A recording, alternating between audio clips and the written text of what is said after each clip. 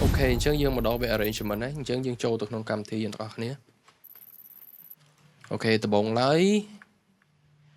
dương thử họ khọt tìm mũi cái dương thử họ khọt sẵn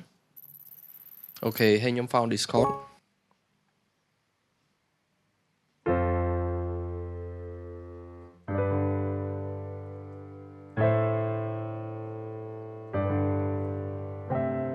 yeah nhóm bạn found khọt nắng hay nhóm add layer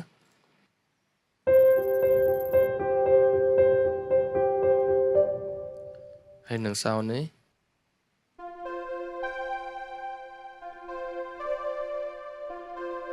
yeah it's gonna be sound like this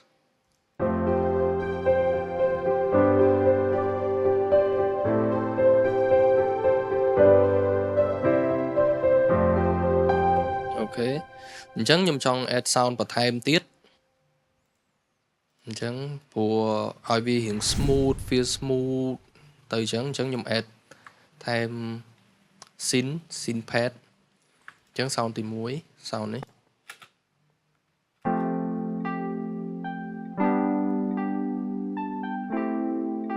sound tí pí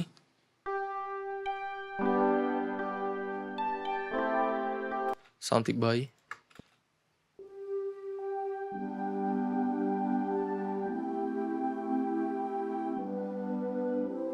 ok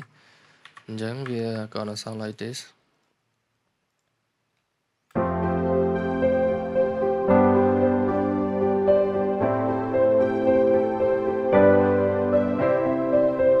ok chẳng bắt đầu bị buồn ba năng hái buồn ba khỏi nhưng trong add ấy thay bật time show tiền chẳng nhưng add guitar show yeah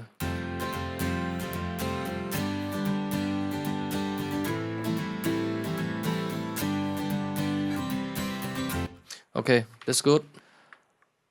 dương play overall mà dương ban bên này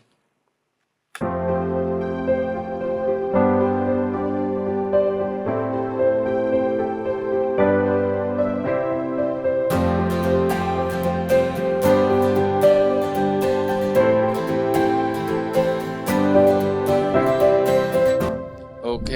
chẳng intro dương ban bên năng hái nhưng dương cho tôi biết hiệp structure tầng ở này ok chẳng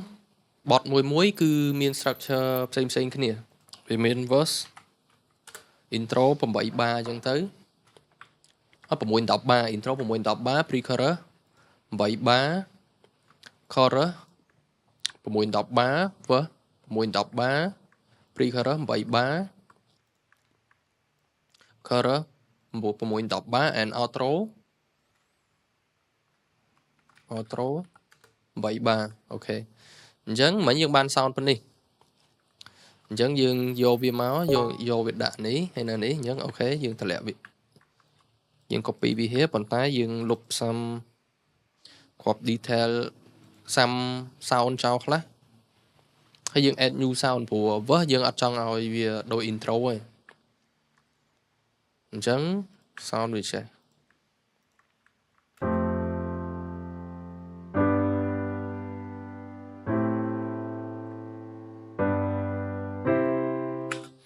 ព្រោះខ្ញុំអត់ចង់លេងខ្ញុំអត់ចង់ឲ្យវាទៅចេះទៀតទេ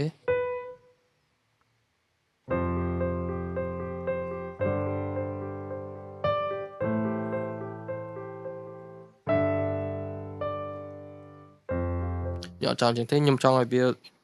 smooth ទៅចឹងវិញ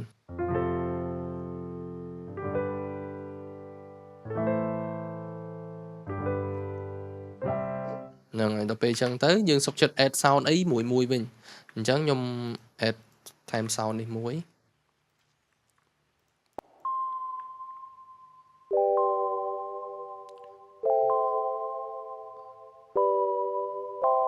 អូខេ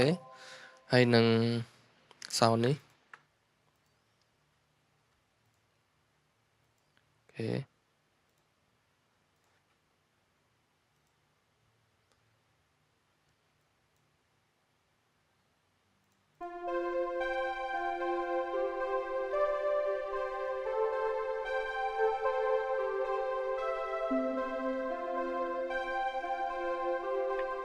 អូខេ ហើយ piano ពេលដែលចូល8 បារនេះខ្ញុំលេងធម្មតាតែដល់ពេលចូល8 បារទៀតខ្ញុំ add ខ្ញុំលេងថែមមកវារៀង more energy អូខេខ្ញុំលេងបែបចេះវិញ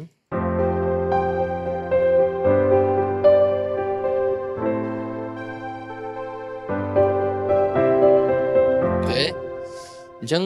កន្លែងនេះខ្ញុំទាំងអស់គ្នាប្រកាសជាឃើញ note នេះវាអត់លឺទេអញ្ចឹងខ្ញុំកន្លែងហ្នឹងខ្ញុំចង់ឲ្យវាឮ sound អីផ្សេងវិញញ៉ាដូចកន្លែងនេះខ្ញុំ add scene ខ្ញុំ add scene កន្លែងនេះ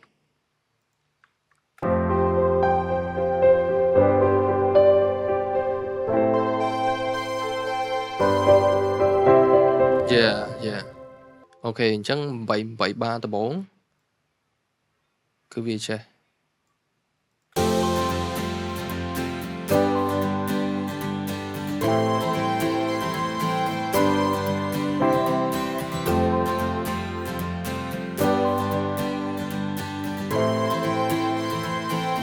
អូខេអញ្ចឹងពេលដែលចូលមកដល់8បន្ទាប់ពី8បារហ្នឹងហើយចូលមក8បារនេះខ្ញុំ add drum ហើយវា sound like this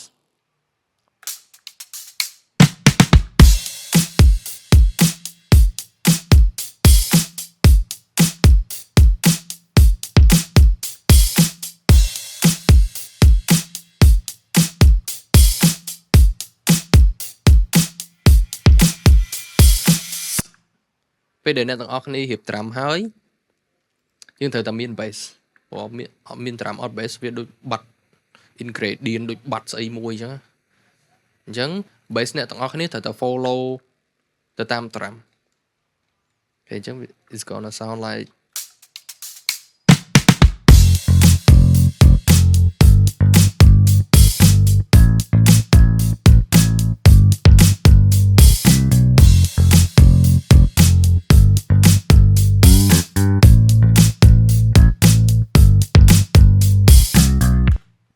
អញ្ចឹងបើយើងគឺបានចេះ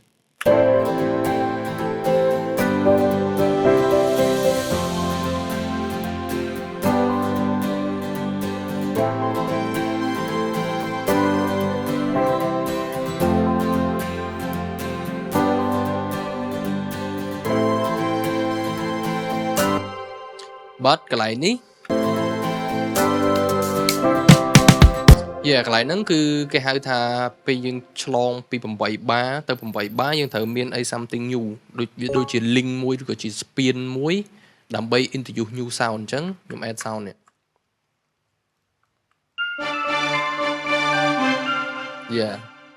អញ្ចឹងវាធ្វើឲ្យអូតិចទៀតមានអីថ្មីហើយអូខេអញ្ចឹងវា sound like this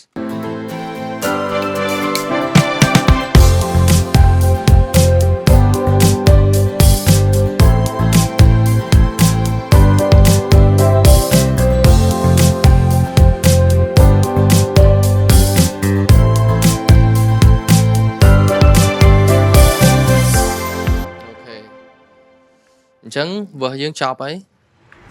អូខេអញ្ចឹងយើងចូលមកដល់ pre-chorus វិញអញ្ចឹងកន្លែង pre-chorus គឺខ្ញុំអត់ចង់ឲ្យវាញ៉ៃញ៉ៃទេចង់ឲ្យខ្ញុំក៏អត់ចង់ keep score ដែរព្រោះបទនេះវាលក្ខណៈខ្ញុំធ្វើវារៀង dreamy ហើយរៀង sweet ចឹងទៅអូខេអញ្ចឹងខ្ញុំចង់តម្លាក់វាអញ្ចឹង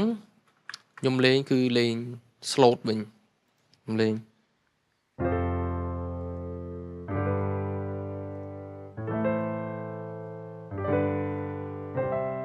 ខ្ញុំលេងអញ្ចឹងវិញ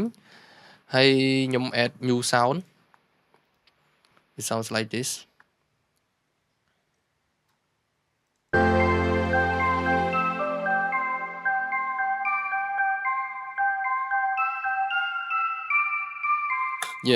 អញ្ចឹងវាធ្វើឲ្យកន្លែង pre យើងគឺប្លែកជាង verse ហើយនឹង intro អញ្ចឹងវាគេថាអូថ្មីកន្លែងថ្មីកន្លែងតម្លាក់អារម្មណ៍កុំឲ្យយើងវាទៅ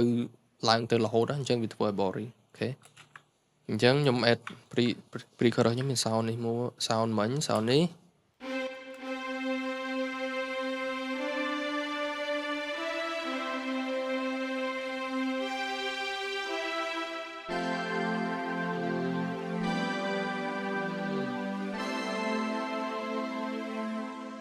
អូខេ sound នេះមួយទៀត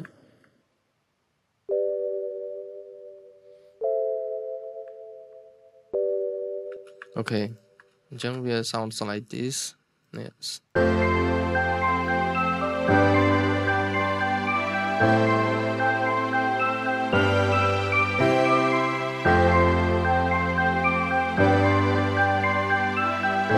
Okay អញ្ចឹងកន្លែង pre-chorus គឺជាកន្លែងដែលវាដូចជាយើងនាំអ្នកស្ដាប់គឺទៅរក chorus អញ្ចឹងខ្ញុំត្រូវតាដំបូងយើងតម្លាក់មែនប៉ុន្តែយើងនឹង build វាឲ្យឡើងទៅដល់ chorus វាដូចជាឧទាហរណ៍ intro verse ធ្លាក់មកអញ្ចឹងហើយតមករៀងឡើងចូលមកដល់ pre យើងតម្លាក់បន្តិចហើយយើងទៅឡើងទៅដល់ chorus វិញអញ្ចឹងវា gonna sound like this